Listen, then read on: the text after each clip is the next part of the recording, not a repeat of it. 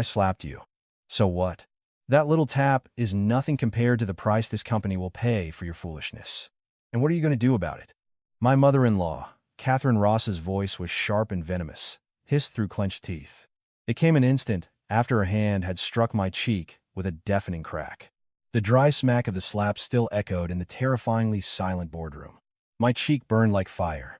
A ringing filled my ears, but the physical pain was nothing compared to the humiliation that gripped my heart in an icy fist. Seated before me was the entire executive board, our respected partners from Germany, and behind me, the colleagues I had worked side by side with for 3 years. Not one of them dared to say a word. They all just lowered their eyes, avoiding my gaze, which I knew was a mixture of pity and fear. They were afraid of the powerful woman standing before me, the woman I was supposed to call Mom. Can you believe it? Over a single number in a report. She hadn't hesitated to insult and strike her own daughter-in-law in the middle of a strategic planning meeting. In 3 years of marriage, I had grown accustomed to her contempt, to the barbs she'd throw behind the closed doors of our home. I told myself I had to endure it, to bow my head for my husband's sake, for the sake of our family's happiness. But I never could have imagined that one day she would dare to do something like this. And today of all days, a day that was supposed to be a milestone in my career. I am Eleanor Vaughn, an analyst in the strategic planning department. For the first time, I was presenting my section of the report for Project Polaris, a joint venture worth several $billion. I hadn't slept for 2 nights, triple-checking every figure, preparing every slide, hoping to make my own humble contribution to our shared success. And then, just as I reached the section on personnel expenditures, Catherine abruptly cut me off. She pointed to a figure on the screen, a 15% contingency fund, higher than the previous quarters, and began interrogating me with biting sarcasm.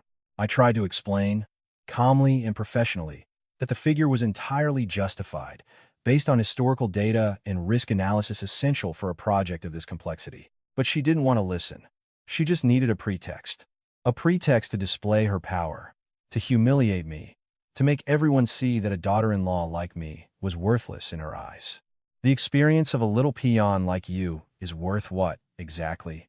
She roared, leaping to her feet. She swiped my documents off the table, and the papers scattered across the floor like my trampled dignity. Do you think just because you're my daughter-in-law, you can do whatever you want? It was our family's bad luck the day you walked into it. You can't even help your own husband. And now you've decided to ruin your mother-in-law's career, too? And then came the slap, fast and vicious, followed by a dead silence. And that final, defiant phrase, "And what are you going to do about it?" She stared at me, her eyes blazing with a triumphant fire. She was waiting for me to burst into tears, to fall to my knees begging for forgiveness, to run out of the boardroom in shame. My husband, David, her son, was also sitting there, at the corner of the table. He merely frowned slightly before staring back down at the table, a familiar display of cowardice I had witnessed for the past 3 years. But no, I didn't cry. Something inside me broke after that slap. But in its place, something else formed hard and cold. The tears wouldn't come. The pain on my cheek suddenly lost all meaning. All I felt was a strange, piercing clarity. It was time to end this. I slowly bent down and picked up one of the sheets that had fallen at my feet. Brushing it off, I carefully placed it back on the table. Then, I lifted my head and looked directly into my mother-in-law's eyes. Let my gaze slide over my husband's cowardly face, and then swept it across everyone else in the room. Without saying a word, I turned and walked out of the boardroom. The click of my heels echoed on the marble floor. Every step was deliberate, cold. Behind me, I heard Catherine's contemptuous chuckle. She thought I was running away. She thought she had won. But she didn't know that I wasn't leaving to run. I was leaving to make a phone call. A single phone call that would change everything. The heavy oak door of the boardroom closed behind me, and I was instantly enveloped in the icy silence of the 25th floor corridor. The noisy, humiliating world was left behind. I didn't go far, just walked to the massive panoramic window overlooking the city. Manhattan was still rushing, living its life. The stream of cars below looked like ants scurrying about their business. Each of those people had their own worries, their own problems. None of them knew that up here, a woman had just been utterly degraded by her own mother-in-law. My cheek was still on fire, but I didn't touch it. I wanted to hold on to that pain as a reminder, as a vow that this was the last time. I took a deep breath, letting the cool air from the vents soothe my burning chest. I didn't allow myself a single second of weakness. Tears were now a useless and unaffordable luxury. I had cried too much over these 3 years. Quiet tears at night, muffled sobs behind the bathroom door. They had changed nothing, only convincing them that I was weak and easily broken. But today would be different. I slowly pulled my phone from my jacket pocket. My hands weren't shaking. The screen lit up. I scrolled through my contacts, past my mother's number and my one close friend. This wasn't the time for comfort. It was time for action. My finger stopped on a name entered very simply, Paul Anderson. I hit call. It rang only once before he answered. A deep, familiar male voice came on the line, with no hint of surprise, as if he had been waiting for my call all this time. Eleanor, I'm listening. That simple phrase was like a warm current washing over my petrifying heart. Paul Anderson, the man my father trusted more than anyone in the world. The man who had watched me grow up, the only one in this giant corporation who knew who I really was. Paul. My voice was hoarse and nearly broke. I had to clear my throat a few times to continue. Paul, the time has come. There was a few seconds of silence on the other end. I could picture his strong-willed face tensing. I heard a rustle. Maybe he was getting up from his desk to move to a more private space. Did something happen, my girl? He asked. His voice remained calm, but I could hear the undisguised concern in it. She hit me, I said, my voice flat and devoid of emotion.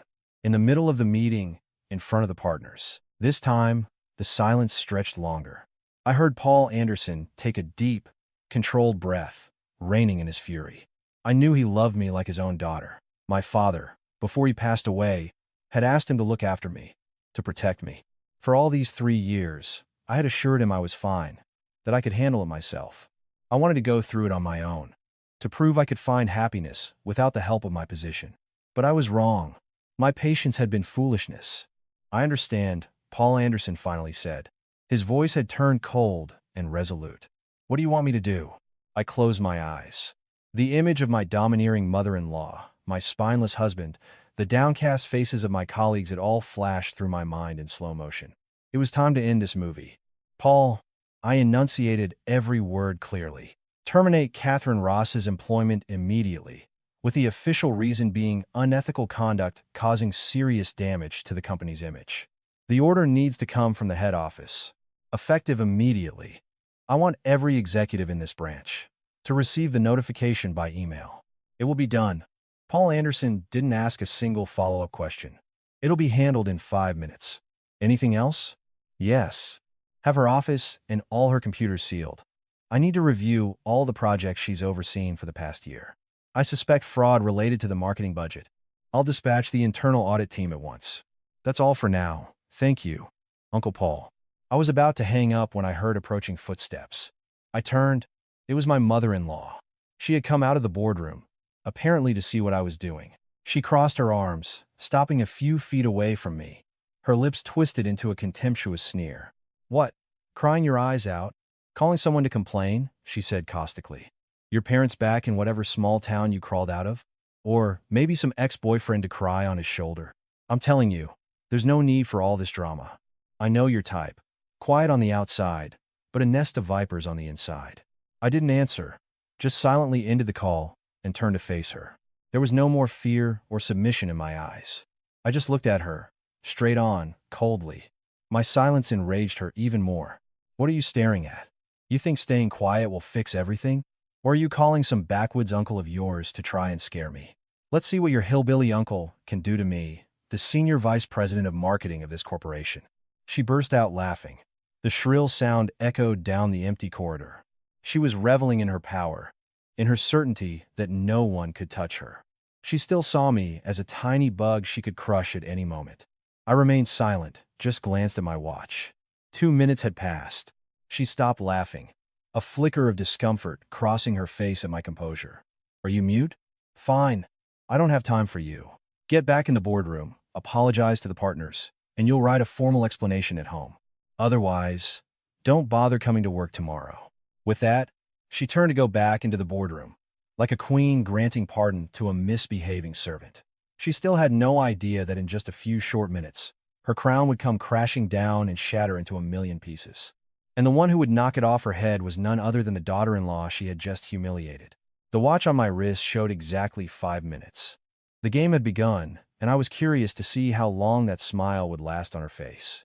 I didn't respond to Catherine's threats.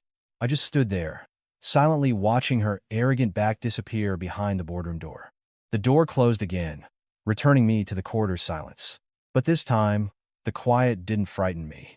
It felt like the calm before the storm, a storm I had summoned myself. I didn't rush back. I stood for a few more moments, breathing deeply and evenly to calm my furiously beating heart. I needed to keep a cool head and the most composed expression I could manage. I had started this play in pain, but I had to end it in a victor's pose. When I pushed the doors open for the second time and re-entered the boardroom, all eyes turned to me again. But this time, their expressions held not just sympathy, but also surprise and a degree of bewilderment. They probably thought I wouldn't dare return, that I had fled in tears and humiliation. Catherine was seated in the chairman's chair. Her face had relaxed slightly, but the look she shot me was still full of hostility. Decided to come back? She cleared her throat and spoke in a condescending tone. I was starting to think you'd run off for good. Sit down. The meeting isn't over. She spoke as if nothing had happened, as if the resounding slap had been nothing more than a gentle breeze. She wanted to show everyone that she was still in control, and I was just a delinquent subordinate who deserved to be punished. I said nothing.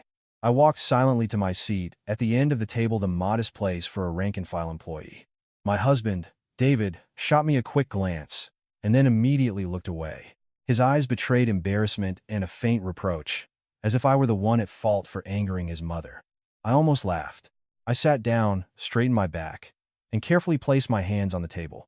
I looked at no one. My gaze was fixed on the projection screen, where my unfinished expense analysis was still displayed. My expression was oddly calm. So calm that even Catherine began to feel uneasy. Continue, she ordered the secretary. We don't have all day to waste. The meeting resumed in a bizarrely tense atmosphere. Everyone tried to focus on work, but the tension was thick enough to cut with a knife. From time to time, I caught curious glances from my colleagues. They were probably wondering how I was managing to maintain such composure. And so, the fateful 10 minutes began their countdown. Those 10 minutes were possibly the longest in the lives of everyone present in that boardroom. Time seemed to slow to a crawl. The wall clock ticked off the seconds, dry and steady. Outside, the evening was drawing in. The last faint rays of sunlight filtered into the room. I sat motionless. There was no gloating or anticipation in my soul, just emptiness and a cold resolve. With my own hands, I was dismantling a part of my life, destroying the family I had tried to build for 3 years. As cruel as they had been to me, I couldn't find it in me to genuinely rejoice in their downfall.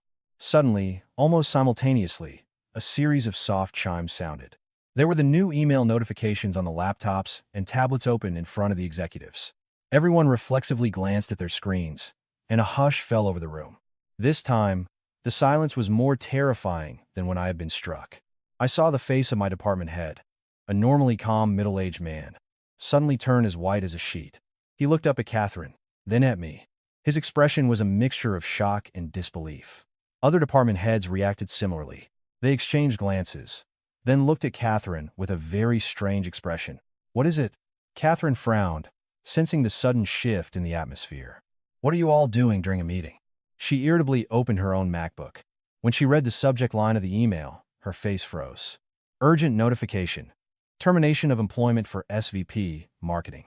I could clearly see her hand, resting on the trackpad, begin to tremble. She hastily clicked to read the contents. To all executives and staff, in accordance with the corporate charter and in light of recent actions that have caused significant damage to the work environment and the company's image, the board of directors of the head office has resolved to 1. Terminate the employment of Catherine V. Ross, Senior Vice President of Marketing, effective 3:30 p.m. today. 2.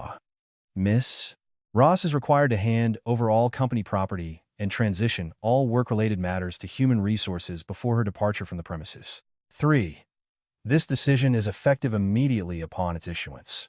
Sincerely, Paul Anderson, Vice Chairman of the Board of Directors. Every word in that email was like a sledgehammer blow to Catherine's pride. I watched her face change from a furious crimson to a deathly pale.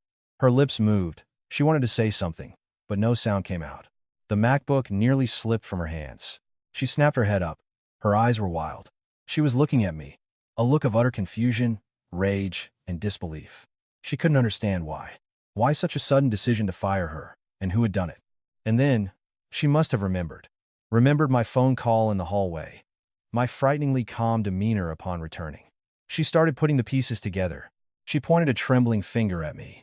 Her voice cracked with horror. "It was you. You did this, didn't you?" The entire room held its breath. All eyes, no longer just curious but now terrified, turned to me. To the peon, sitting quietly at the end of the table. I didn't answer. I just slowly raised my head and looked her straight in the eye. In that moment, who was the boss and who was the subordinate? It no longer seemed to matter. Her defiant smirk was gone. In its place was a fear that was slowly enveloping her. And I wondered, was this the end, or just the beginning of this powerful woman's fall? Catherine's panicked question hung in the silence. "It was you? You did this, didn't you?" Every gaze in the room, from the top executives and German partners to my own husband, was fixed on me, awaiting an answer. They wanted to know how a rank-and-file employee like me could have toppled a powerful senior vice president in just 10 minutes. I didn't answer right away. I slowly, unhurriedly, stood up. I walked to the head of the table where pages of my report were still scattered on the floor. I bent down and picked up each sheet, stacking them neatly. My movements were a stark contrast to the chaos and horror raging in Catherine's mind. After collecting the documents, I raised my head and looked directly at the woman frozen by the chairman's seat. There wasn't a trace of color in her face. Her eyes were still locked on me, but they no longer held any arrogance, only fear and extreme confusion. I smiled, a very slight smile, but it made everyone in the room hold their breath. "Ma'am," I said, my voice still retaining the politeness of a subordinate, but the tone was chillingly calm. The termination order came from the board of directors at the head office. I'm just a junior analyst. How could I possibly interfere in such serious matters? My words sounded perfectly logical, a perfect denial.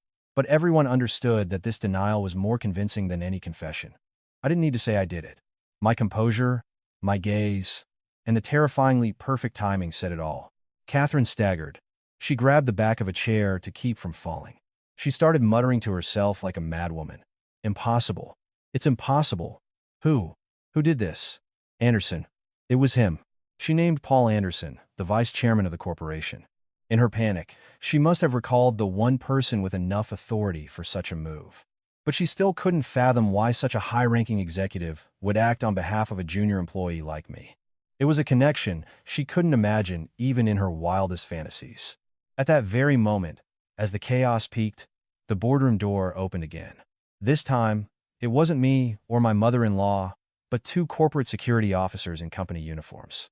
With them was Anna, the head of HR. Anna entered with a grave expression, avoiding eye contact, and walked directly to Catherine.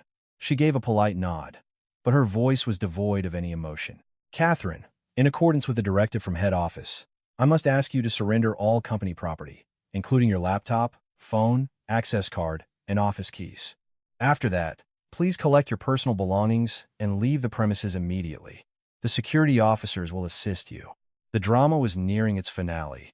The procedures were executed quickly, professionally, and without appeal. This was no longer an email notification. It was the execution of a sentence. Catherine seemed to snap out of her stupor. She looked at the two guards standing beside her, then at Anna. Panic morphed into hysteria. "What are you doing? Who gave you the right? I am the SVP of marketing. You can't treat me like this," she screamed, trying to pull away. "Anderson. I want to call Anderson. There's been a mistake." But no one paid any attention to her cries. One of the guards stepped forward. His voice was low and firm. "Miss Ross, we ask for your cooperation. This is an order from senior management." Seeing the situation was hopeless, she suddenly turned to my husband, grabbing his arm as if it were her last lifeline. David, say something. You're the head of sales. You're my son.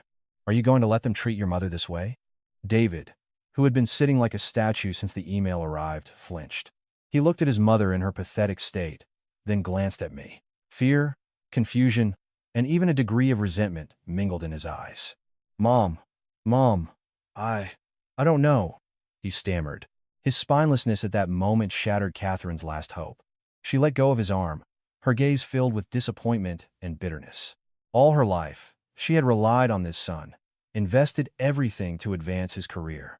But in her moment of greatest need, all he could do was stand by and watch. And then she looked at me again. Her gaze was no longer hostile, just filled with a bottomless hatred. "Well done, Eleanor Vaughn. You're very clever. You think you've won? We'll see how long you celebrate." I didn't reply. I just watched silently as the two guards escorted her out of the boardroom. Anna followed, carrying a cardboard box for her personal items. The meeting was definitively over.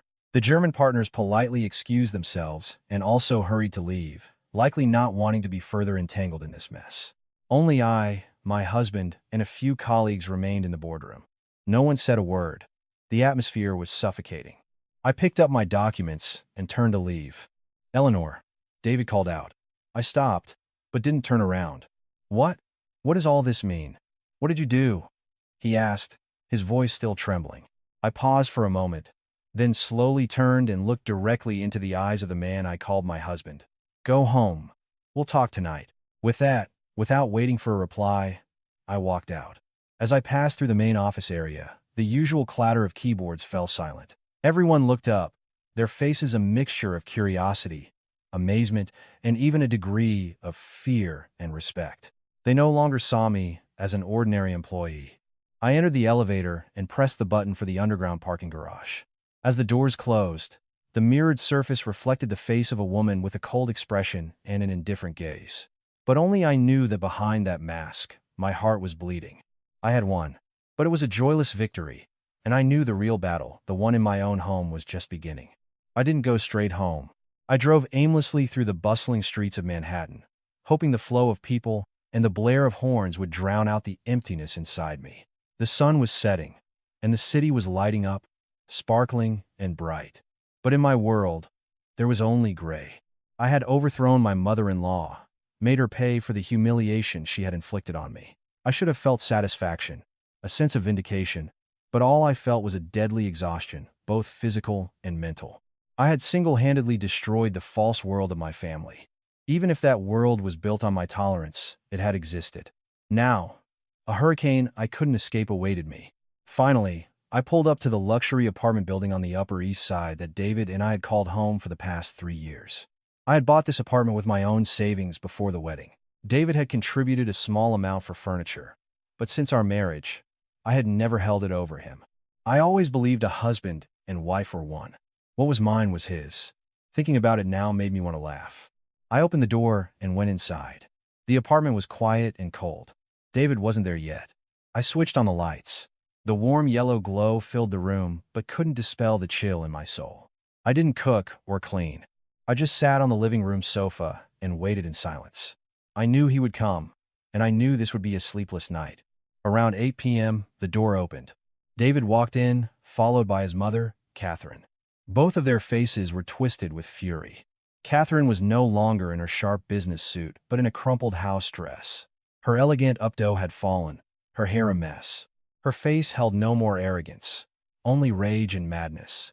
She looked like a wounded animal, ready to tear its prey apart. They said nothing at first, just stood by the door, glaring at me. David slammed the door shut with a dry, merciless bang. "Eleanor Vaughn, explain yourself. What did you do?" Catherine was the first to speak. She lunged towards me, her voice shrill and filled with hatred. "What dirty trick did you pull? Which executive did you sleep with to destroy me? Speak. Tell me right now." She raised her hand to strike me again. But I was no longer the weak girl from the boardroom. I quickly stood up, stepping back and dodging her blow. "Catherine, calm down," I said, my voice so cold it surprised even me. "I didn't do anything. This is my home. Please, sit down and let's talk civilizedly." "Civilizedly?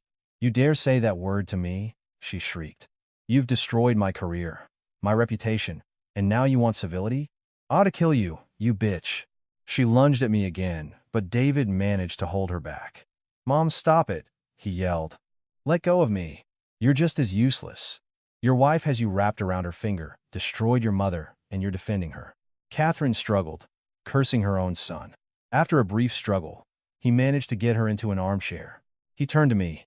The spinelessness in his eyes was gone, replaced by disappointment and resentment. "Eleanor, I didn't expect this from you," he said, his voice low. What did Mom do that was so bad?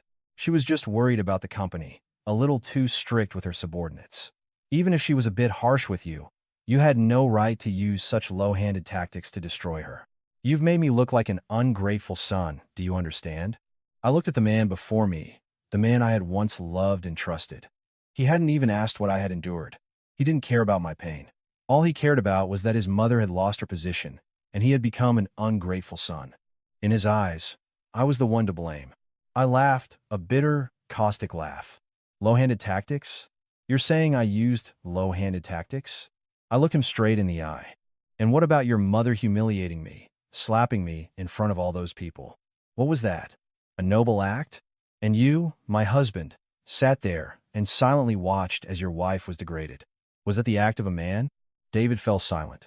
He had nothing to say. Seeing her son losing the argument, Catherine leaped up again. He's your husband. He's supposed to side with his family. You're just a daughter-in-law, an outsider. You have no rights here. An outsider, I repeated. So, for the past 3 years, when I took care of this home, took care of you, cooked you dinners, I was doing all that as an outsider. I didn't want to argue anymore. I was too tired. I sat down in the chair opposite them and said calmly, since it's come to this, I have nothing more to say. Except for one thing. I want a divorce. The 2 words I want a divorce landed like a bombshell. David froze, and Catherine's eyes bulged. A divorce? You dare to talk about a divorce? She stammered. Yes, I nodded firmly. I can no longer live with a husband who can't protect his wife and a mother-in-law who sees me as an enemy. It's time for us to end this. Who do you think you are to demand a divorce? Catherine suddenly jumped up, her voice turning sinister. You want to leave? Fine. But you'll walk out of this house with nothing. This apartment, the car, everything you have, it's all thanks to our family. You won't take a single thing with you. Even at a time like this, she was thinking about material possessions. This apartment is mine, I replied. It's in my name and was bought with my money before the marriage. David, you should probably explain that to your mother. David looked embarrassed. Mom, the apartment really does belong to Eleanor. I don't care, Catherine snapped. If she's your wife, her property is your property. I won't let her take a single penny. She looked at me with a gaze that wanted to devour me whole. You want a divorce? Fine. I'll grant your wish, but you'll regret it. I'll make it so you're ashamed to show your face in public. I'll tell the whole world what an ungrateful, heartless bitch you are, who destroyed her own mother-in-law. Her threats didn't scare me. On the contrary, they only strengthened my resolve. This battle, it seemed, would be even fiercer than I thought. And I wondered, what else were they hiding behind this frantic rage? What other schemes were they plotting? The argument ended with Catherine smashing several decorative vases in the living room before David dragged her away. The doors slammed shut behind them, leaving me in a suffocating silence. I sank to the cold floor, leaning against the sofa. I had no strength left. Pain, anger, and bitter disappointment squeezed my chest so tightly it was hard to breathe. What had I expected? That David would take my side? That he would recognize his mother's mistake? Apologize? How naive I had been. In 3 years, he had never done it once.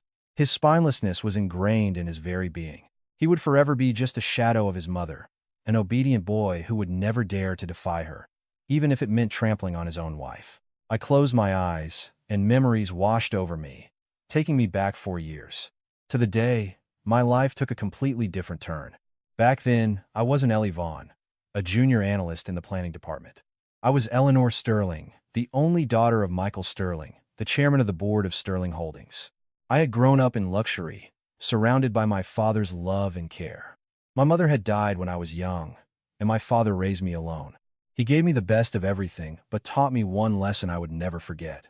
Money can buy many things, but not a sincere heart. My father, having spent his life in the world of big business, had seen too much betrayal, too many relationships built on lies and calculation. He was afraid that one day his daughter would fall victim to a fortune hunter, someone aiming only for the massive Sterling inheritance. So, when I graduated from college, my father called me into his study and announced a decision that seemed strange to me at the time. Eleanor, he said in his deep, warm voice, I want you to start your career at Sterling Holdings, but not as the chairman's daughter. You'll go to work in the marketing subsidiary. You'll start from the bottom, using your mother's maiden name, Vaughn. All information about you will be strictly confidential. Only Paul Anderson and a couple of other trusted people will know. Can you do it? I was stunned. But why, Dad? I don't want to hide who I am. My father smiled, but there was sadness in his eyes. I want you to experience life for yourself, to go through hardships and challenges on your own. I want you to find a man who will love you for who you are, not for your status as the sterling heiress. When you find that person, when you feel you're ready, then you can return to your real life. His words convinced me. I too dreamed of true love, of a simple happiness untainted by material wealth. And so, I joined Sterling Holdings under a different name. I worked hard, trying my best to prove my competence. I lived the simple life of an ordinary office worker. And then, I met David. He was the head of sales, young, talented, handsome, and seemingly very kind-hearted. He wasn't like the arrogant trust fund kids I'd met before. He seemed genuine, down to earth, and driven. He pursued me persistently and passionately. He said he loved me for my mind, my smile, my soul. I believed him. I fell head over heels in love. I thought I had found the very man my father had spoken of. When David proposed, I cried with happiness. I told my father the news. He met with David and seemed pleased. But still, he advised, test him a little more. Marriage is for a lifetime. Don't rush. But I didn't listen to my father. I was too in love, too blinded. I married in a hurry, believing I had found my safe harbor. And now, 3 years later, I realized that this harbor I had believed in was just an elaborately constructed stage. And the man I loved had possibly known who I was from the very beginning, or even worse, he hadn't known but had married me for one simple reason. I was a good match for his career, a capable wife who would handle our finances so he could focus on his ambitions. I opened my eyes. The bitter memories ended. I looked around the cold, luxurious apartment. All this wealth, this status, had ultimately not brought me happiness. My father was right, but I had learned it too late. I stood up and went into the bedroom. Opening a dresser drawer, I took out a small wooden box hidden under a stack of clothes. Inside was an old phone, the one my father had given me before I started my new life. When you need me most, call the only number saved in it. His words echoed in my ears. I hadn't used it once in 3 years. I was too confident in my choice, too sure I could handle everything on my own. But now, I knew I couldn't do it alone anymore. I needed my father. I needed his protection. I inserted the SIM card into the phone and turned it on. The screen lit up. There was only one contact. Dad. I took a deep breath. My fingers trembled over the call button. This battle was no longer just mine. And I wondered, what would my all-powerful father do when he found out what his daughter had been through? Would his wrath be enough to sink the entire Ross family? I didn't call my father right then. My finger hovered over the screen.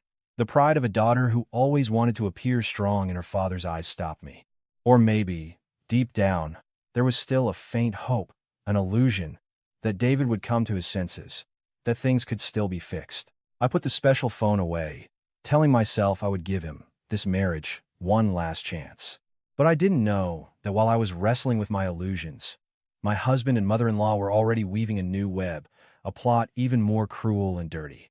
In the days following that furious argument, the atmosphere in our apartment became glacial. We lived under the same roof, but were like strangers. David stopped playing the part of the caring husband. He reverted to his cold, distant self. He left early, came home late. Our shared dinners ceased. We didn't speak. A heavy silence enveloped us. I knew he was angry, blaming me for his mother's loss of face and career. But I didn't care. The pain and disappointment in me were too great. I too remained silent, pretending he didn't exist. I used this time to think, to gather the shattered pieces of my soul. I thought that perhaps this silence was a good sign, that it would give us both time to reassess everything, that after a while, he would understand, and we could talk frankly. But I was wrong again. David's silence wasn't for reflection. It was for calculation. About a week later, one evening, while I was in my home office, David suddenly knocked and came in. He was holding a cup of hot chamomile tea, the kind I usually drank to relax. "Eleanor, this is for you," he said in a surprisingly gentle voice. I looked up at him, surprised. For the first time in days of Cold War, he was making a move toward reconciliation. He placed the cup on my desk and sat down opposite me. "I'm sorry," he began, his voice full of remorse. "I've been thinking a lot these past few days. I know I was wrong. I didn't protect you. I let you suffer. I'm so sorry. I watched his eyes, trying to find sincerity, but all I saw was weariness and something carefully hidden. I talked to Mom, he continued. She realizes she was wrong too. She was just in shock. That's why she acted that way. She asked me to apologize to you. She said that, after all, you're a daughter-in-law, my wife, and our family can't just fall apart like this. His words sounded so sweet, a belated but seemingly sincere apology. If I had been the old me, I probably would have softened, forgiven everything. But the slap in the boardroom and the venomous words of both mother and son had taught me a great deal. And what do you want now? I asked, maintaining a cool tone. I want us to start over. He took my hand. His voice became pleading. I promise, from this day on, I'll change. I'll be a good husband. I will never let anyone hurt you again. Let's just forget everything bad, okay? I didn't answer immediately. I pulled my hand away. I need time to think. David sighed, but didn't press. Okay, I'll wait. I'll do whatever it takes for you to forgive me. With that, he stood up and left. He had played the role of the repentant husband brilliantly. But for some reason, I didn't believe a single word. My intuition told me there was a motive behind this sudden change, and I wouldn't have to wait long to find out what it was. My suspicions spurred me to action. I knew that just sitting and waiting would never reveal the truth. I decided to conduct my own investigation, but I couldn't follow David myself. It was too risky and could easily be discovered. I needed a professional. I contacted a private investigation agency, small, but with a reputation for being reliable and discreet. I provided them with photos, David's schedule, and asked them to tail him 24/7, paying close attention to his meetings and phone calls.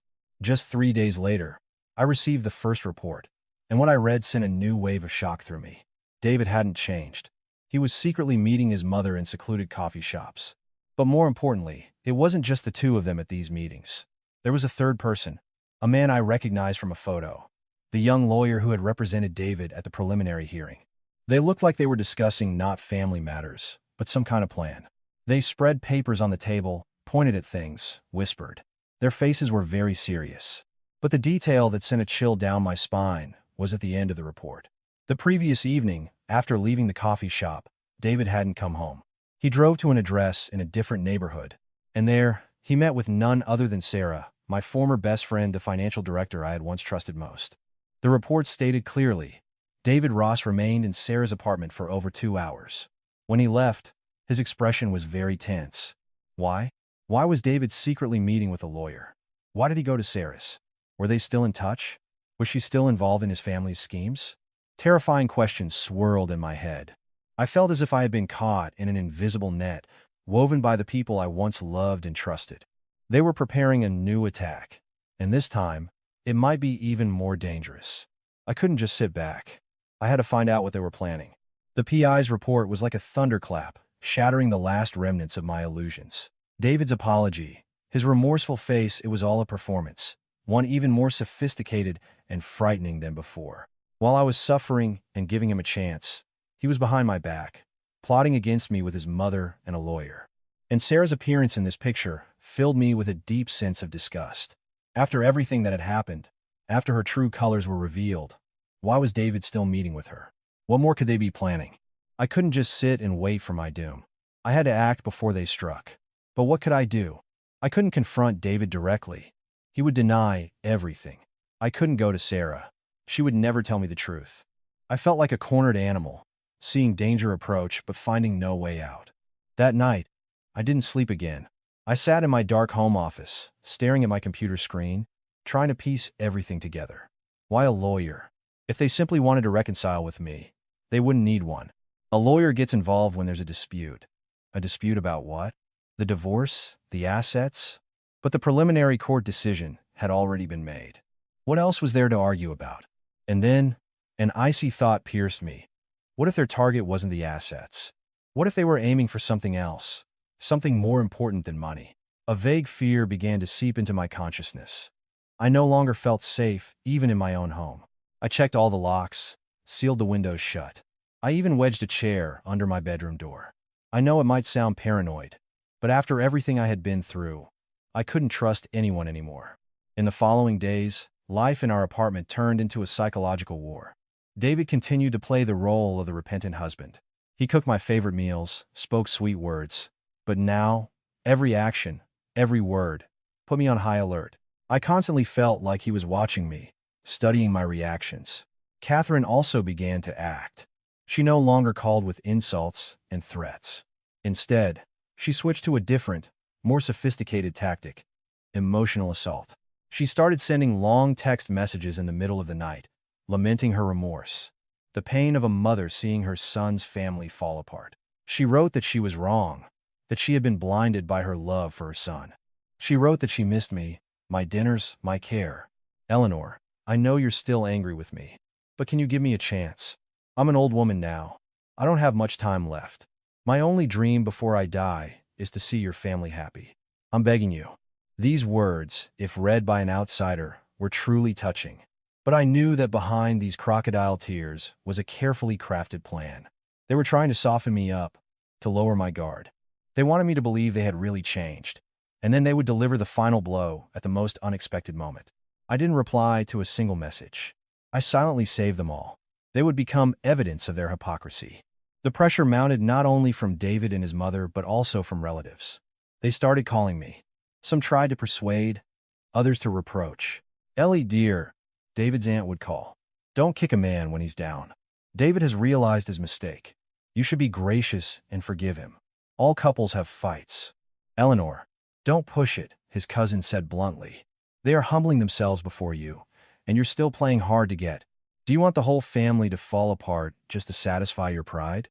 Together, they created a terrible psychological pressure, trying to paint me as selfish, petty, and unforgiving. They wanted public opinion, the entire family, to turn against me, to completely isolate me. I was tired. I was exhausted. I was single-handedly facing an entire family of schemers. Sometimes, I just wanted to give up to find peace. But then I would remember my father, my mother, and all the venomous words they had said to me, and it gave me strength. I couldn't give up. If I surrendered now, all my efforts would be for nothing. I decided to find out the truth, no matter the cost. I called the detective agency again and asked them not just to tail David, but to find a way to listen in on his conversations. I knew it was illegal and could backfire if I was caught, but I had no other choice. I had to know what they were plotting. And then, a few days later, I got what I was waiting for. A short, hastily made audio recording. The quality was poor, but the content was enough to make me shudder. It was a conversation between David and his lawyer. Are you sure about this plan? The lawyer's voice sounded a bit hesitant. If this gets out, the consequences will be very serious. I have no way back now, David replied, his voice cold and ruthless. We need to make that girl believe I'm genuinely sorry. We need to get her to sign that paper. Once I have her signature, it's all over. Even that old Sterling witch won't be able to do a thing. That paper. What paper held such terrifying power? What did they want me to sign? Their conspiracy was finally partially exposed. But the most important, most terrifying part was still hidden in the darkness. And I knew I had to uncover the secret of that paper before it was too late. The short audio recording contained a terrifying plot. That paper. Those two words haunted me, echoing in my head all night. They wanted me to sign something, something that could turn the tables, something that could even nullify a court's decision. But what was it? A new agreement, a power of attorney, or something even more sinister? I tried to rack my brain for my scant knowledge of law, to imagine all possible scenarios, but I couldn't unravel their scheme. It was too cunning, beyond the scope of my imagination. I only knew one thing. I must not, under any circumstances, sign any document David gave me, no matter how harmless it seemed. But how could I find out the contents of this paper without arousing their suspicion? If I refused outright, they would know I was onto them and come up with another plan. I had to pretend I knew nothing, to continue playing the role of a wife who was gradually softening and considering forgiveness. I decided to change my tactics. Instead of silence and coldness, I began to show a more positive reaction. When David said sweet things, I no longer pulled away, but just remained silent with a pensive look. When Catherine sent her plaintive messages, I would reply with short phrases like, "Take care," or "I understand." My change seemed to have an effect. They thought my defenses were crumbling. They decided their emotional attacks were starting to bear fruit. And so, they decided to deliver the final blow. One Saturday morning, David came into the room. He looked a little sheepish, but his eyes shone with hope. Eleanor, he said, it's Mom's birthday this weekend. I know you two have had a lot of misunderstandings, but this is a perfect opportunity for the whole family to truly reconcile. He paused. Mom said she really wants to throw a small party, just for family. She wants to use the occasion to officially apologize to you in front of everyone. A family party. A public apology. The performance was perfectly staged. I knew this was the trap they had set. This party was the stage on which they would force me to sign that paper. They would use the pressure of family, of relatives, appealing to so-called family ties to corner me. I pretended to hesitate. I don't know. I'm still scared. Don't be scared. I'll be right there. David took my hand, playing his part flawlessly. This time, I won't let anyone hurt you. I swear. Give Mom, me, and our whole family one last chance, please. I remained silent for a long time, pretending to be in a tense internal struggle. Finally, I sighed and reluctantly nodded. Okay, I'll come. David's face lit up. He hugged me tightly. Thank you, honey. Thank you so much. I let him hug me, but inside, I was ice cold. Fine. If you want to play a game, I'll play along. I will come to this party, but not as a lamb to the slaughter. I will come as a hunter, waiting for the prey to walk right into the trap. I immediately called my mother and lawyer, telling them about the party. This is it. My mother's voice was unsurprised. They're going to make their move. Be extremely careful. I know, I replied, but I need to find out what that paper is. I'm going to wear a miniature recording and video device. Everything that happens at the party will be documented. Excellent, the lawyer said over the phone. Stay calm. Do not, under any circumstances, sign anything. Just stall for time. If we have evidence of coercion or fraud to obtain a signature, that will be an entirely new criminal case. On the day of Catherine's birthday, I deliberately chose a simple, understated dress. I wore light makeup to look a little weary. I had to look like a wife who had weathered a storm and was trying to save her family, not a warrior preparing for battle. The party was held at a chic restaurant the Ross family frequented. All the relatives were there, looking cheerful and lively. When David and I walked in, holding hands, everyone applauded. They've made up. That's better. She's so kind and forgiving. They played their parts perfectly, an entire clan acting in one play. Catherine looked completely different today. Instead of her usual acidity and hostility, she projected the gentleness and care of a mother. She called me over, took my hands. Her voice trembled. Eleanor, forgive me. It was all my fault. You've endured so much. She said these words in front of all the relatives. Everyone nodded in approval, admiring her repentance. If I hadn't known about their conspiracy, I might have believed it myself. The party proceeded in an atmosphere of false reconciliation. One by one, everyone came up to me with glasses, offering kind words, advising me to forget the past and build the future. They were creating an invisible pressure, a cage of family ties to trap me in. And then, the decisive moment arrived. After dinner, Catherine stood up, raised her glass, and said in a touching voice, Today, on my birthday, and on the day of our family's reunion, I want to do something to prove my sincerity. She gave a signal to David. He nodded, took a folder and a pen from his briefcase, and placed them on the table in front of me. Eleanor, Catherine said, looking at me with tenderness, I know you're still worried, that you don't fully trust us. This paper is a reconciliation agreement. In it, David and I pledge never to repeat our past mistakes. It also reaffirms your marital bond, so there will be no doubts in the future. Sign here, and this will be a new beginning for all of us. Everyone in the room turned their gazes to me, full of expectation. They were waiting for me to sign, to complete the final act of this play. I looked at the folder in front of me. That paper had finally appeared. I didn't rush to open it. I just raised my head and scanned all the faces surrounding me, smiling faces, seemingly sincere gazes. And I wondered, how far could their lies go, and what was really hidden inside that folder? The atmosphere in the room seemed to freeze. All sound ceased. Dozens of pairs of eyes were fixed on me, waiting. They were waiting for me to pick up the pen, sign the reconciliation agreement, and bring this charade to a close. David stood beside me, his hand resting lightly on my shoulder, a gesture meant to look supportive but was, in reality, a form of pressure. Catherine stood at the head of the table. Despite her attempts to look moved, an undeniable air of triumph was visible on her face. I looked at the folder. It seemed so innocuous. Reconciliation Agreement. A beautiful title. But I knew that beneath that lovely cover lay a deadly trap. The miniature camera hidden in my brooch continued to record, capturing every face, every glance, every false smile. I didn't pick up the pen immediately. I slowly reached out and took the folder. I flipped through it unhurriedly, as if I genuinely wanted to read every clause carefully. My eyes scanned the first few lines. Just as Catherine had said, the first page was filled with pompous phrases about restoring family ties and committing to a happy future. "Sign it, Ellie," David whispered in my ear. "Everyone's waiting." I pretended not to hear him. I kept flipping. Second page. Third. The clauses remained very general. Nothing suspicious.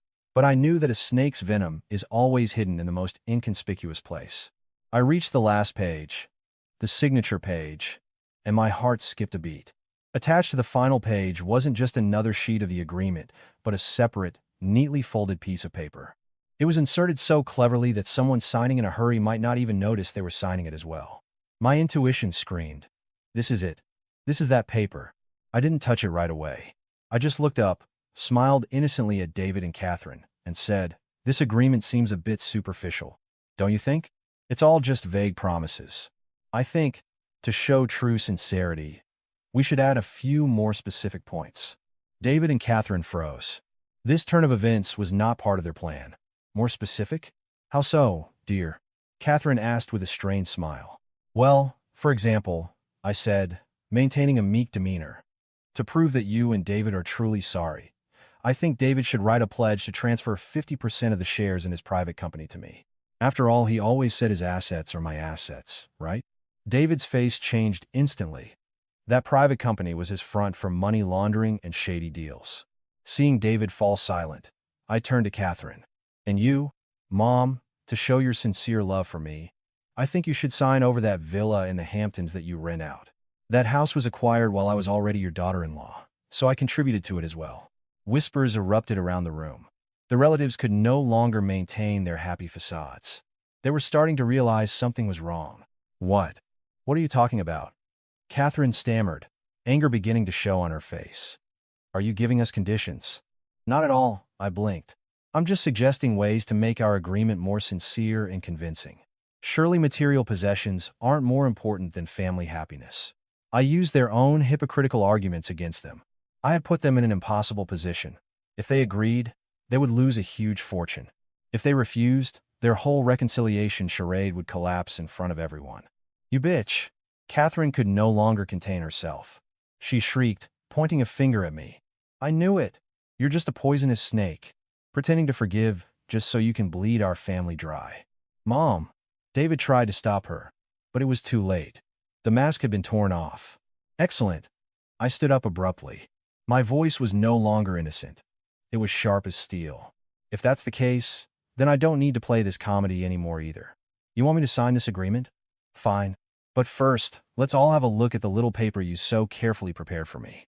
With those words, I snatched the folded sheet from the last page.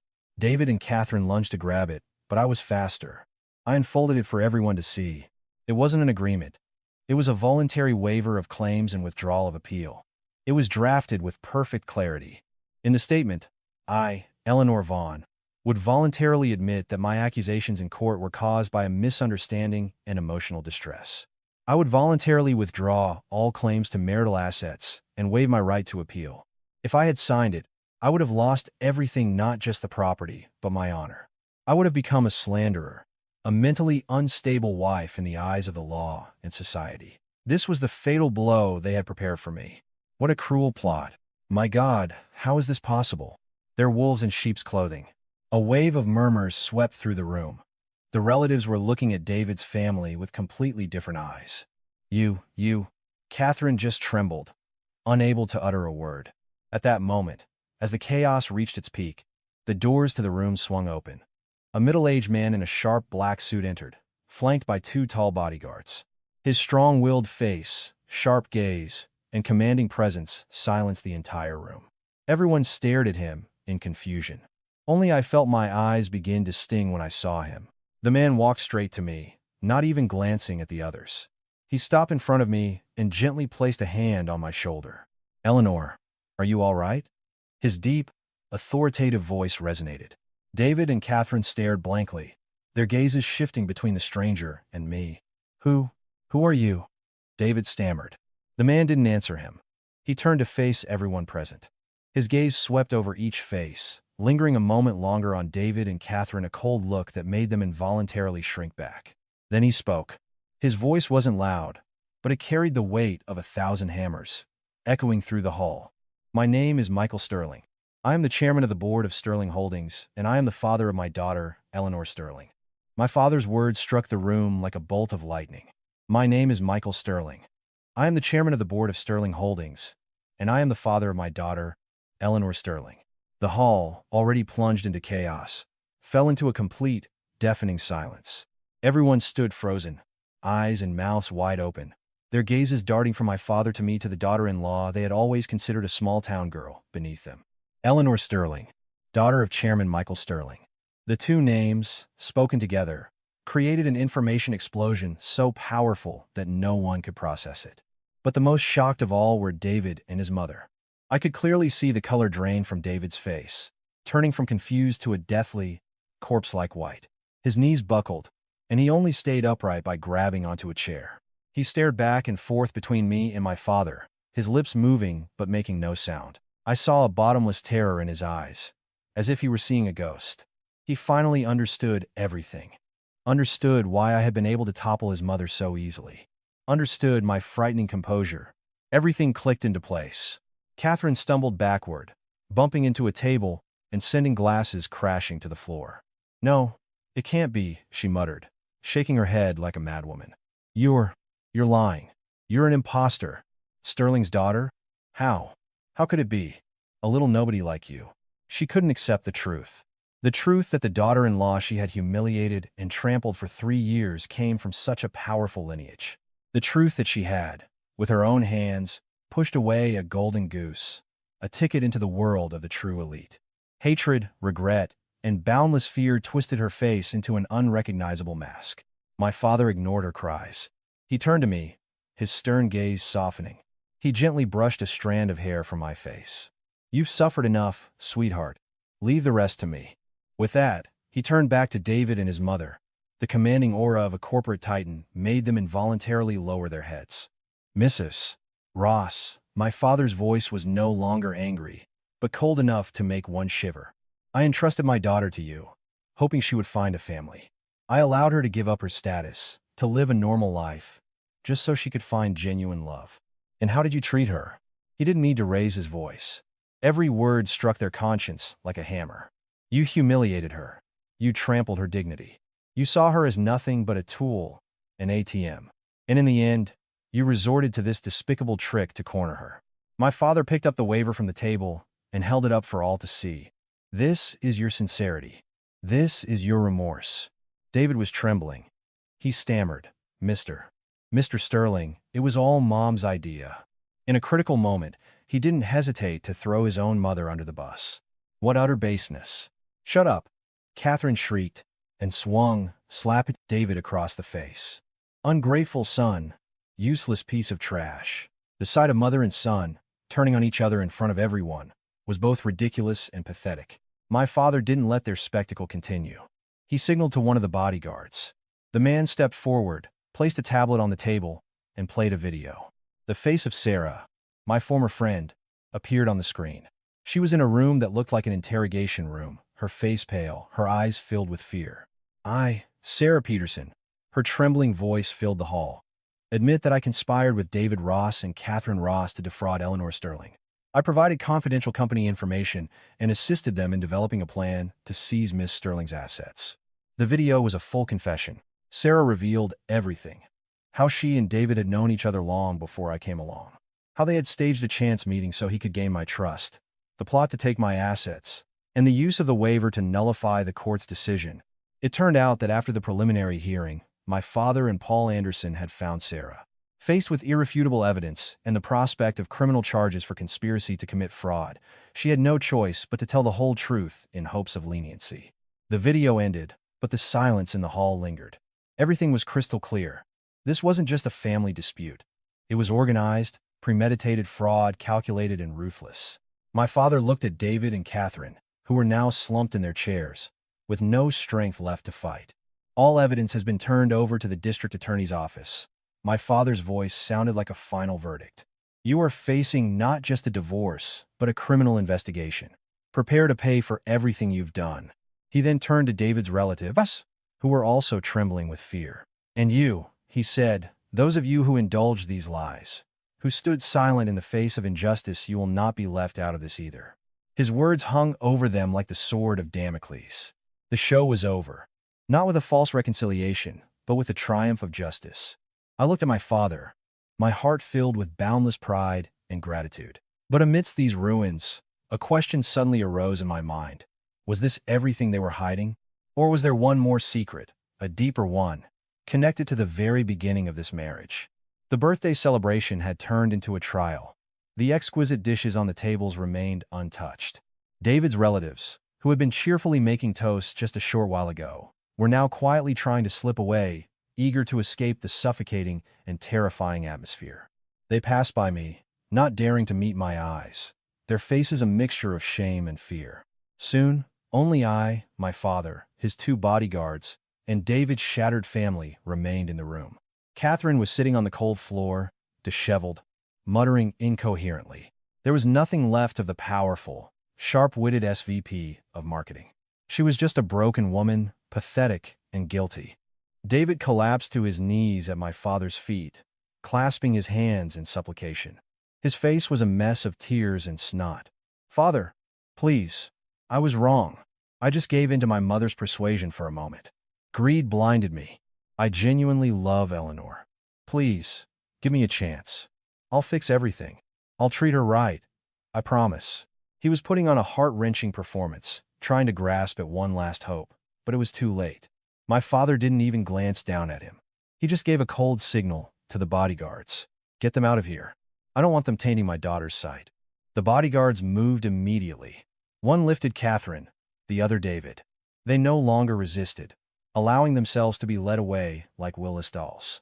Just before he was taken out, David turned and gave me a look full of pleading and despair. But I just turned away. My heart had finally turned to ice. The love I had felt for him died the day I learned of his conspiracy.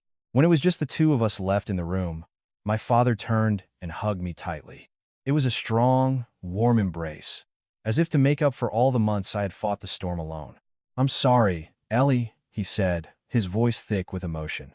"It's my fault for letting you go through this alone. I should have realized sooner." I shook my head, burying my face in his shoulder. "It's not your fault, Dad. I was too naive. I didn't listen to you. I thought I could find love without calculation. It's not your fault for dreaming of sincere love," my father said, stroking my back. "The ones at fault are those who took advantage of your sincerity." We sat down. My father poured me a glass of water. He looked at me with love, but also with a certain hesitation, as if he wanted to say something but didn't know how to begin. "Dad, is there something else I don't know?" I asked. My intuition was telling me. His expression, his sudden appearance. My father sighed. He took another phone from his jacket pocket and played an audio recording. "This is from Sarah's confession," he said. "She told us not just about David and his mother's plot. She told us another truth. A truth I think you have a right to know." I held my breath. Sarah's trembling voice filled the air again. But this time, her words were 100 times more horrifying. Actually, David knew who Eleanor was from the very beginning." A ringing filled my ears. I couldn't believe what I was hearing. Sarah continued. "About 3 years ago, almost right after Eleanor joined the company, I accidentally saw her having lunch with Chairman Sterling. I thought it was strange, so I secretly took a photo. Later, when I was out with David, who was pursuing Eleanor at the time, I jokingly showed him the photo and said his new girlfriend seemed to have some serious connections. At first, David didn't believe it, but then he started secretly looking into it. He found out that Eleanor was the chairman's daughter. From that moment on, everything changed. His pursuit was no longer genuine. It became a meticulously planned scheme. He used me, asked me to provide information, to create chance encounters to get closer to her. He played the perfect role, the talented, down-to-earth guy, to win her heart. His ultimate goal wasn't love. It was the status of being Chairman Sterling's son-in-law. The recording ended, but Sarah's words continued to ring in my ears like a curse. My world had finally, completely crumbled. If before I could console myself that at least in the beginning he had genuinely loved me, now even that last illusion was shattered. Everything was a lie. From the very first moment, I was just prey in his elaborate hunt. My love, my happiness, my marriage, it was all just a performance staged by a professional con man. Tears streamed from my eyes. But this time, they weren't tears of hurt. They were tears of release. All secrets were out. The play was over. There was nothing left to hide. I had seen their true faces, naked and ruthless. My father held me, letting me cry on his shoulder. Cry, sweetheart, he said. Cry out all the tears, all the pain. And tomorrow, you will once again be my strong Eleanor Sterling. Was it over? Yes, it was all over. This bitter play had reached its finale, and I wondered, after all this deceit and pain, would peace ever return to my life? Would I have the courage to believe in love, to believe in people, ever again? I cried for a long time in my father's arms, crying for my naivety, for a love given to the wrong person, for 3 years of youth and faith that had been trampled. When the last tears had dried, I lifted my head. My face was still swollen, but my gaze was firm and cold. There was no longer a shadow of weakness in it. Dad, I said, my voice still hoarse but filled with a steely resolve. I want a divorce, and I want Catherine and David to be prosecuted to the fullest extent of the law for fraud, conspiracy, and abuse of a corporate position. My father looked at me with pride. I support you, Paul, and I will handle everything. You don't need to worry about anything anymore. Just rest. Recover. I don't want to rest. I shook my head. I want to finish this story myself. I want them to see clearly that the person they deceived, the person they trampled on, is not some foolish lamb to be easily victimized. I want them to pay for everything they did. My father smiled. A smile I knew he had been waiting a long time to see. Good. My daughter has truly grown up. Do as you see fit. I'll always be by your side. The very next morning, with Paul Anderson's help, I officially filed for divorce, submitting all the evidence we had gathered. The audio recording of David's conversation with his lawyer, Sarah's confession, a copy of the waiver, and most importantly, Sarah's recorded testimony that David had known who I was from the start. Simultaneously, a formal complaint was filed with the district attorney's office, requesting a criminal investigation into fraud and abuse of a corporate position. News of the divorce and criminal case spread quickly through business circles and society, especially after my true identity was revealed. The case became a bombshell. Everyone was shocked. They couldn't believe that the quiet, unassuming analyst from the planning department was the sole daughter of the chairman of Sterling Holdings. And they certainly couldn't believe that her talented and respectable husband was a sophisticated con artist. A few days later, David and Catherine were summoned for questioning. I didn't go. I had no desire to see them in their pathetic state, but I knew they were facing the nightmare they had created for themselves. A couple of days after that, David's lawyer called me. His voice sounded weary and pleading. Miss Sterling, could you possibly give us a chance? David and his mother would like to meet with you, to speak in person. They want to ask for your forgiveness, to beg you not to take this to trial. Otherwise, their lives will be ruined. I was silent for a long time. I knew I couldn't hide forever.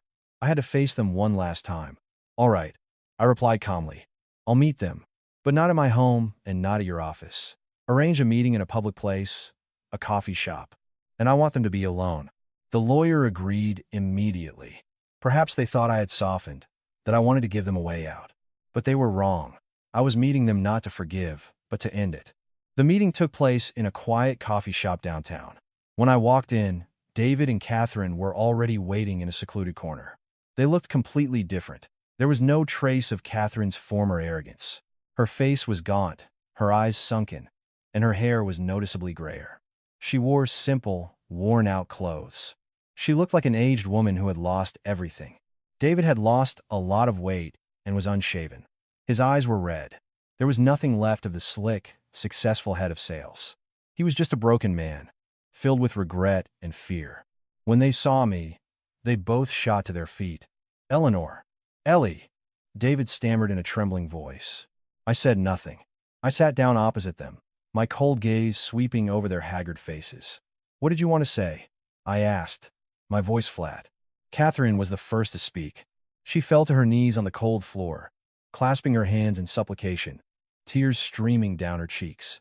Eleanor, my child, forgive me. I know I was wrong. I was so cruel, so merciless to you. Please, I'm begging you. Forgive me. Don't let it go to trial. I'm an old woman. I won't survive prison. She sobbed, pleaded, snot and tears running down her face. She slapped her own cheeks as if to prove her remorse. Cass. Then she screamed at David. Do you see what you've done? You've ruined your mother's life. Beg Eleanor for forgiveness, now. David knelt beside her, tears flowing freely. Eleanor, I'm sorry. I know I'm guilty. I didn't deserve your love. Please, just give me one more chance. I promise I'll make it right. He tried to grab my hand, but I pulled it away. I looked at them on their knees, crying, begging. I felt no satisfaction, no pity, just emptiness and boundless disappointment. If these apologies had come sooner, things might have been different. But now, it was too late. I had suffered too much. Their tears now were tears of fear and selfishness, not genuine remorse. I stood up. I came here not to listen to your pleas. I came here to say one thing. They looked up, their eyes filled with hope. They thought I would soften, withdraw my complaints. I will not withdraw the divorce petition, I said, my voice firm and resolute. And I will not withdraw the criminal complaint. You must pay for what you have done. That is justice. With that, without waiting for their reaction, I turned and walked away. I didn't look back. I knew it was the last time I would ever see them as family. I stepped out of the coffee shop and took a deep breath of the cool evening air. It felt as if a heavy weight had been lifted from my shoulders. I had made my choice a difficult but correct one. And I wondered, would my life find peace after this storm? Could I heal the scars on my heart and start a new life? A life without lies and calculation. That final meeting definitively closed the door on my past. I no longer cared about their pleas or belated tears. I entrusted everything to the justice system and believed in its impartiality. I returned to my life, a life without David, without Catherine, without intrigue and deceit. In the following days, I spent most of my time with my parents. My mother seemed to have changed after seeing what I'd been through. At home, she was no longer the strong, decisive businesswoman, but a gentle and caring mother. She cooked my favorite dishes. We took walks together, watched old movies. She didn't talk much about the past. She was just silently there, a reliable pillar of support, helping me heal my emotional wounds. My father, after his initial rage, sank into deep remorse. He blamed himself for not seeing David's true colors sooner, for allowing his daughter to suffer so much. It's all my fault, he said one evening as we sat in the garden. I was too arrogant. I thought I was a good judge of character. I thought he was a good man who would make you happy. I took his rough hand. It's not your fault, Dad. He was too good of an actor. Not just me, but you and Mom too. We were all deceived. The important thing is that we know the truth now. But the push is too high, sweetheart, my father sighed. Yes, it was very high, I admitted. I lost 3 years of my youth, my faith, and my love. But I also learned a valuable lesson. I learned that true happiness comes not from a man, but from within oneself, from independence, strength, and self-respect. My father looked at me with surprise and pride. My daughter has truly grown up. The criminal case was investigated quickly. With the irrefutable evidence we provided, it didn't take long. A few months later, the trial was held. I didn't attend. I didn't want to see them again. I followed the news from home. The final verdict was no surprise. Catherine Ross, for fraud on a grand scale and abuse of a corporate position, was sentenced to 7 years in prison.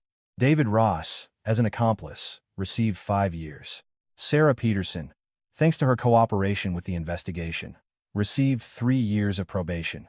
Justice was served. The wicked were punished. But as I read the verdict, I felt no joy or satisfaction, only a faint sadness. A family was destroyed. Lives were broken, all because of greed and lies. On the day I received the final divorce decree, I didn't feel the relief I expected, only emptiness. An old chapter of my life was closed, but I didn't know how the new one would begin. I was at a crossroads. I could return to Sterling Holdings, take the vice president position my father had been grooming me for, and live a life of luxury and power. Or I could choose a different path. I thought a lot. I remembered the days when I was an ordinary employee, living a simple life. Those days, though difficult, had brought me joy from my work, from my own efforts. I felt that my life had meaning. I didn't want to go back to a golden cage. I didn't want to live in my father's shadow. I wanted to build a new life, a new career, with my own two hands. I announced my decision to my parents over dinner. Dad, Mom, I'm not coming back to the holding company. I want to start my own business. Found my own company. They were very surprised. But why, sweetheart? My father asked. Sterling Holdings is my life's work. I want to pass it on to you. I know, I replied firmly. But I don't want to live a life that's already been written for me. I want to forge my own path. I believe I can do it. And this time, I'll do it better. My mother looked at me silently for a long time, and then she smiled. I support you.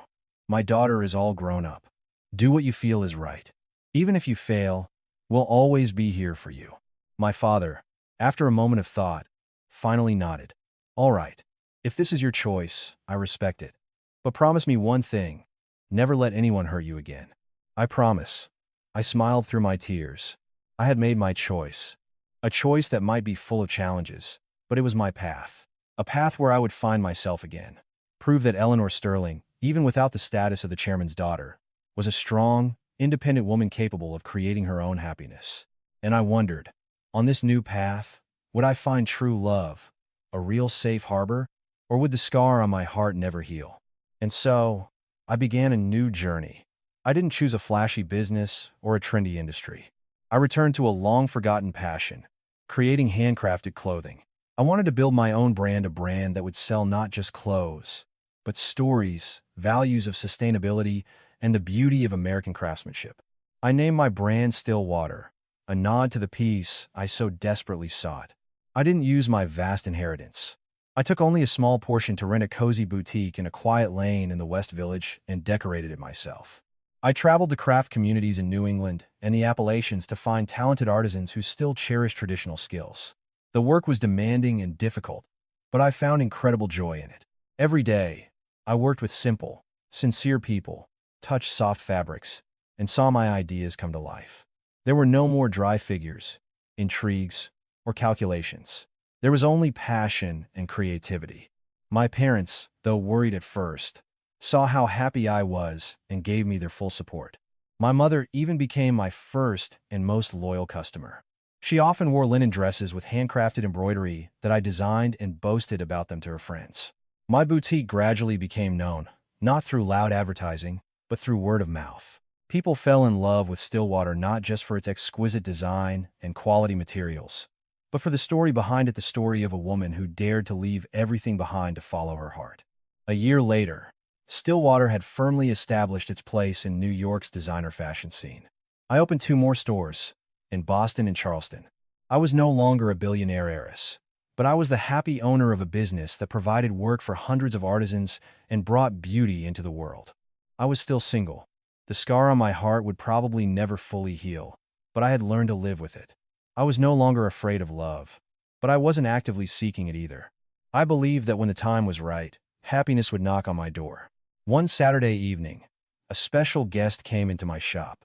It was a petite woman with a kind face. With her was a little girl in a linen dress embroidered with a Stillwater design. "Hello," she smiled. "I'm Anna." I froze for a moment. "Anna? David's other victim. You." I didn't know what to say. "I read your story," Anna said. "Thank you. Because of you, I found the courage to face my past and seek justice. I won my lawsuit." He paid a significant settlement. She looked down at her daughter, who was clinging to her leg, and most importantly, I was able to start a new life. A life free from the shadow of his lies. "You gave me so much strength." We talked for a long time. 2 women, 2 victims of the same con man, sitting together, sharing, empathizing, and supporting each other. When Anna left, I watched them walk away until they disappeared down the lane. A strange warmth and peace spread through me. I had not only achieved justice for myself, but had indirectly helped another woman. That was a happiness greater than earning hundreds of millions. That evening, I returned home, and my parents and I had a warm family dinner. Afterward, I went out onto the balcony and sat on the swing, admiring the small garden I had grown myself. The white magnolias were in full bloom, filling the air with their gentle fragrance. My phone buzzed. A text from my father. "I'm proud of you, sweetheart." I smiled and looked up at the starry sky. New York was still rushing, still noisy. Life was still full of traps and lies. But I knew I had found my way. a path not paved with roses, but one that led to true peace. And I knew that whatever happened in the future, I would never give up again. Because I am Eleanor Sterling, the one who walked through the storm and found a still water in her own soul. And who knows, maybe somewhere in this city, a new love story, a real happiness, was already waiting for me. After all, life is full of surprises.